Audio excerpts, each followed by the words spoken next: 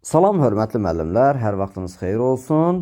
Qrupda, ixtisas qruplarında paylaşdığım maraqlı, qəbul səviyyəli sualların sizə indi izahını təqdim edəcəm. Keçirik sualımızın izahına. ABCD kvadrat YC bərabərdir 2D'yi, yəni A və 2A olaraq götürə bilərəm.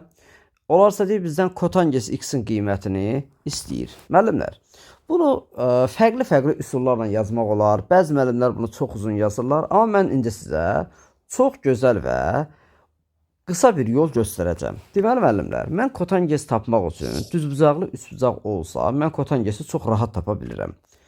Sualda belə bir, yəni AYC üçbucağı daxilindədir x bucağı. Ona görə də burada bir belə deyək, düzbucaqlı üçbucaq deyil. Amma mən burada düzbucaqlı üçbucaq yaratmaq üçün nə edirəm? Y nöqtəsindən AC-yə perpendikulyar çəkirəm. Və AC kvadratın diagonalı olduğu üçün 45 dərəcəni burada göstərirəm. Və təbii ki, YH olsun burada. YH da AC-yə perpendikulyar olduğu üçün YHC də düzbucaqlı üçbucaq olur və bu da bərabər yanlı düzbucaqlı üçbucaq olacaq və 45 dərəcə. Yəni burada müəllimlər, məsafələri A2A yox, elə 1 və 2 də götürsək kifayətdir bizim üçün. Və o zaman YH-ımız olacaq kök altında 2, HC-miz də olacaq kök altında 2 və kvadrat olduğuna görə AD olacaq 3-ə bərabər.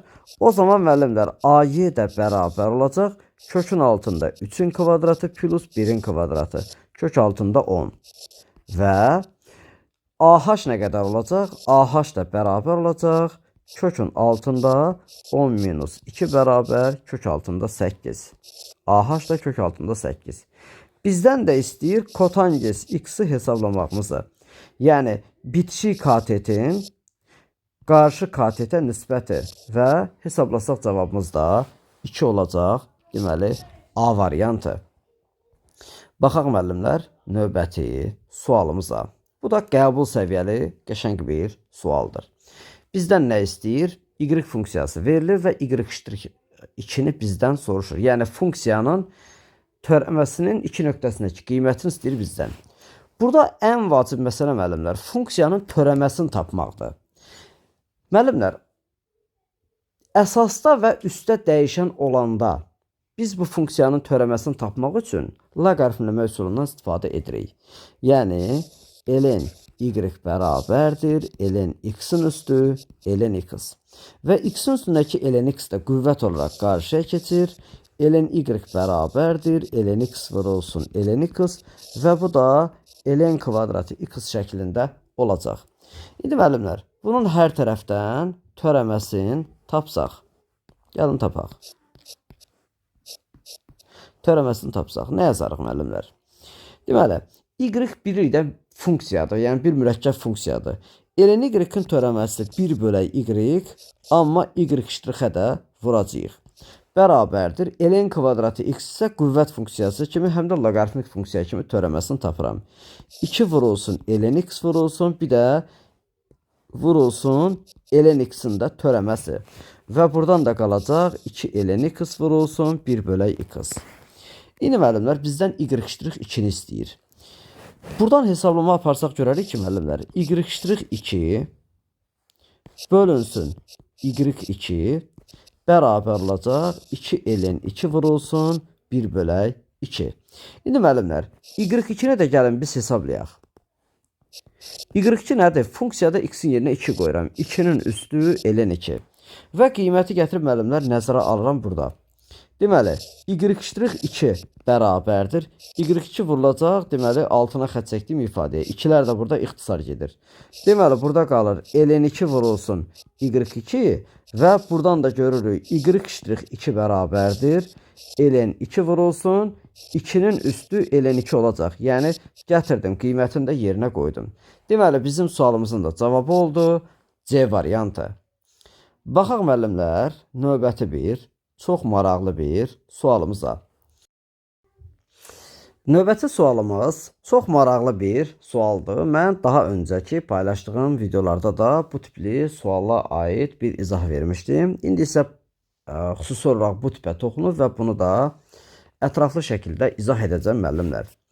Bizdən soruşur fx funksiyası absis oxunu neçə müxtəlif nöqtədə kəsir? Biz bunu necə təyin edə bilərik?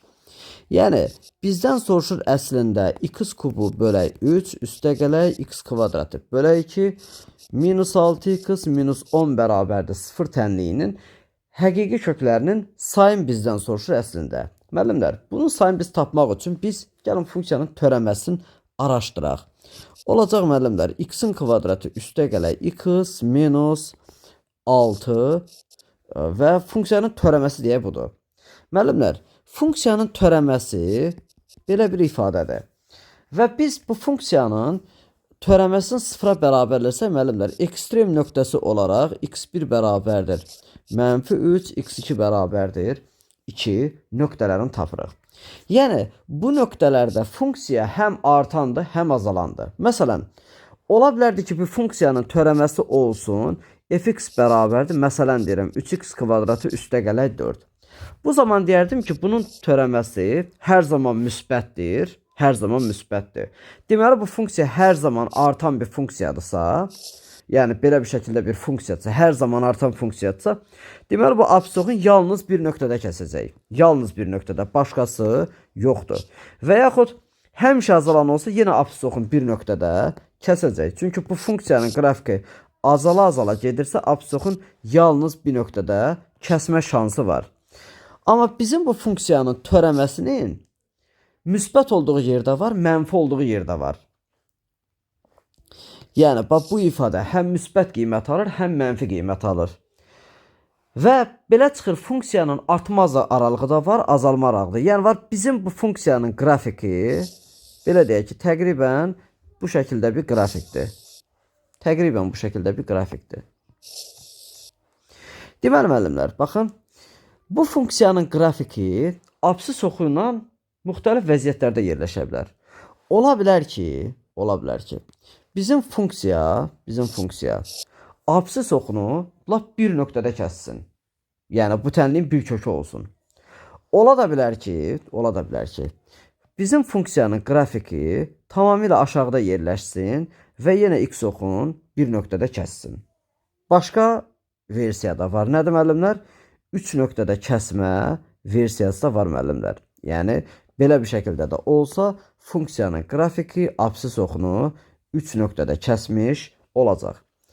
İndi bu hallar nə zaman mümkündür? Nə zaman bir nöqtədə kəsəcək? Nə zaman 3 nöqtədə kəsəcək? Buna baxaq. Müəllimlər, bax, burada nəyə fikir veririk? Funksiyanın maksimum və minimum nöqtələrinə, yəni törəmənin qiymətlərinə, törəmənin sıfıra bərabər olduğu nöqtələr. Amma həmin nöqtələrdə funksiyanın qiymətlərinə baxırıq. Baxıram ki, müəllimlər, bax, bu nöqtə tutaq ki 2-dir. Bu nöqtədə tutaq ki, hər hansı bir yerdə mənfi olsun da, tutaq ki, biz mənfi götürmüşük bunu. Məsələ bunun necə olması deyil, yəni hansı nöqtə olması deyil. Deyək, bu A, B nöqtəsi. Burada deyirəm ki, FA da sıfırdan böyüdür, FB də sıfırdan böyüdür. Və bu şəkildə olanda funksiya yalnız bir nöqtədə absis oxunu kəsdi. Eyni zamanda müəllimlər, qrafik aşağıda yerləşsəydi, yenə FA-da kiçikdir 0 olsaydı, FB-də 0-dan kiçik olsaydı, yenə müəllimlər yalnız bir nöqtədə absis oxunu kəsmiş olacaqdı. Yəni biz neyinirik? Funksiyanın qiymətlərinə törəmənin sıfıra bərabər olduğu nöqtələrdə baxıram. Əgər həmin nöqtələrdə, yəni mənfi 3 və 2 nöqtələrdə funksiyanın törəməsi əks işarəli, bax, funksiyanın öz qiyməti, bax, mənfi 3 budur, 2 budur. Həmin nöqtədə f mənfi 3 müsbət, əgər f2 tutaq ki, mənfidirsə və yaxud biri mənfi, digəri müsbətsə, fərqi yoxdur, hansı mənfi, hansı müsbətdir. Bu zaman müəllimlər, funksiya absis oxun 3 nöqtədə kəsəcək. İşarələri əksdirsə. Deməli, biz burada nə etməliyik? Funksiyanın mənfi 3 və 2 nöqtəsindəki işarələrinə baxmalıyıq. Gələk baxaq müəllimlər. F mənfi 3 necə olacaq? X-in yerinə qoysam mənfi 3. Mənfi 3-ün kubu bölünsün 3. Elədi mənfi 9. Üstə gələk. Mənfi 3-ün kvadratı müsbət 9 bölünsün 2. 4,5. Üstə gələk 18 və minus 10 olacaq. Və 22,5 çıxılsın 19 və qalır müəllimlər müsbət. İndi baxaq müəllimlər F2-yə. F2 nədir bəs? X-in yerinə 2 qoyacam. 8 bölünsün 3, 2 tam 3-də 2. Üstə gələk, 2-nin kvadratı 4 bölünsün 2. Bu da 2. Minus 12 və minus 10. Və burada da hesablamada alırıq ki, bunun da işarəsi mənfidir. Biri sıfırdan böyüdür, bir də sıfırdan kiçikdir. O zaman bizim funksiya absisoxu neçə nöqtədə kəsir müəllimlər? 3 nöqtədə kəsmiş olacaq. Çox gözəl və maraqlı bir sualdır. Sağ olun müəllimlər, diqqətiniz üçün təşəkkür edirəm.